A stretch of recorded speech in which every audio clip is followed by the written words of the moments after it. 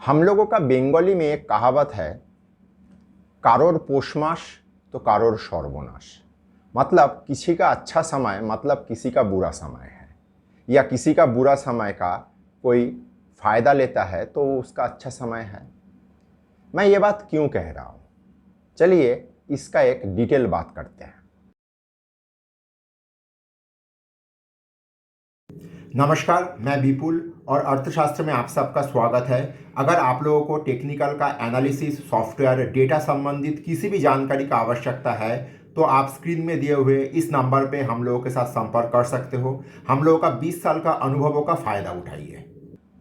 देखिए, पिछले 2-3 दिन से बाजार में एक बात हमेशा सुनाई दे रहा है, हर दूसरा व्यक्ति यही कह रहा है कि यूएस में भाई रिसेशन आने जा रहा है, बाजार का क्या होगा। अब रिसेशन यूएस में आ रहा है और यहाँ पे हम लोग परेशान हो रहे हैं। मैं यहाँ पे आप लोगों को इतना कहना चाहता हूँ, पिछले 50 साल का अगर इतिहास उठा के हम लोग विश्लेषण करें, जब जब यूएस में रिसेशन आया है तब तब हमारा देश का इकोनॉमी अच्छा ग्रोथ किया है, चाहे इकोनॉमी हो चाहे मार्केट हो, क्योंकि मार्केट इकोनॉमी का दर्पण होता है। तो इकोनॉमी में ग्रोथ हुआ है तो मार्केट भी अच्छा हुआ है। लेकिन परिस्थिति चूंकि एक हरकंप जैसा चल रहा है बाजार में, तो वहाँ पे गिर रहा है तो उसके चलते हम लोग भी गिर रहा है और हर कोई डरे हुए है, सहमे हुए है। बाजार में हर बार यही एक स्क्रिप्ट के ऊपर पिक्चर बनता है और हर बार कुछ लोग ऐसे हैं जो हम लोगों को ये समझाने का कोशिश करते हैं कि इस बार का जो परिस्थिति है वो पिछले बारों से थोड़ा अलग है, और ये पिछले बार से अलग होने का चक्कर में हम लोग इतना दुविधा में फंस जाते हैं कि हम लोगों का हाथ से खेला निकल जाता है। मतलब हम लोगों से ट्रेन मिस हो जाता है। मतलब हम लोग अच्छा शेयर अच्छे दाम पे मिलने के बावजूद हम लोग डरे हुए रहते हैं, इस कारण से ले नहीं पाते हैं। देखिए, हर बार का इस तरह का क्रैश हो या इस तरह का परिस्थिति में कोई ना कोई एक विलेन बनता है। आज जे पावेल पूरा दुनिया में एक विलेन का किरदार में खड़े हुए हैं। ये 2 दिन पहले तक यही व्यक्ति सबके लिए भगवान था, आज शैतान बन गया है। ना किसी को भगवान बनाइए, ना किसी को शैतान बनाइए। हम सब इंसान हैं, हम सबको इंसान के तौर पे ही रहने दीजिए। देखिए, जहाँ तक मेरा अनुभव कहता है, मेरा भी इस मार्केट में काफ़ी समय हो गया है। 20-25 साल कोई कम समय होता नहीं है। मैं हर बार देखता हूँ कुछ ना कुछ एक घटना घटता है और पता नहीं क्यों मुझे हमेशा लगता है ये पूरा गेम जो है ऊपर बाजार में सेट किया हुआ है कि ये फलाना देश पे अटैक करेगा, तेल का दाम बढ़ जाएगा, मेटल का दाम गिर जाएगा। ये सारा चीज़ ना कुछ तरीके से हर बार अलग अलग स्क्रिप्ट बनाया जाता है, लेकिन स्क्रिप्ट का निचोड़ यही रहता है, बाजार ऊपर जाता है या नीचे जाता है। तो परिस्थिति गंभीर है, लेकिन परिस्थिति हम लोगों का हाथ से बाहर नहीं है। खास करके भारत का दृष्टिकोण से अगर मैं देखूं तो परिस्थिति हाथ से तो बाहर है ही नहीं, ऊपर हम लोग बहुत स्ट्रॉन्ग जगह पे खड़े हुए हैं। पहले कभी आप लोगों ने ऐसे देखे हो कि भारत यूएस के दबाव में नहीं आया? कभी पहले आप लोगों ने देखे हुए हो कि डब्ल्यूटीओ में हम लोगों का प्रतिनिधि डंके के चोट पे जो बात बोलता है, डब्ल्यूटीओ वो मानने में बाध्य हो जाता है?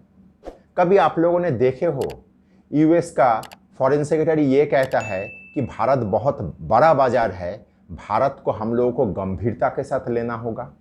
तो यूएस में रिसेशन आ रहा है, आएगा, ये एक दूसरा विषय है। अगर आएगा तो हमेशा हम लोगों को आनंदित होना चाहिए, क्योंकि पिछले हर बार यूएस में जब जब रिसेशन आया है हम लोगों को उसका बेनिफिट मिला है।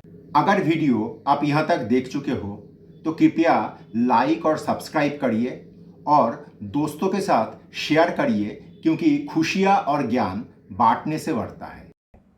देखिए, ऑलरेडी एफआईआई हम लोगों का यहाँ पे माल बेच रहा है, जिसके कारण से हम लोगों का बाजार खराब हो रहा है, क्योंकि यहाँ से पैसा निकल के वे लोग उधर पेमेंट कर रहा है।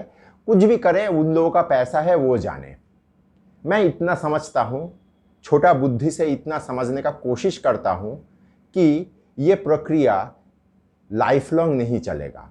और इतना भी हम सब जानते हैं कि वे लोग ऑलरेडी इमर्जिंग मार्केट, खास करके लैटिन अमेरिका हुआ, खास करके मिडिल ईस्ट हुआ, ये सब मार्केट में दोबारा धीरे धीरे पैसा डाल रहा है।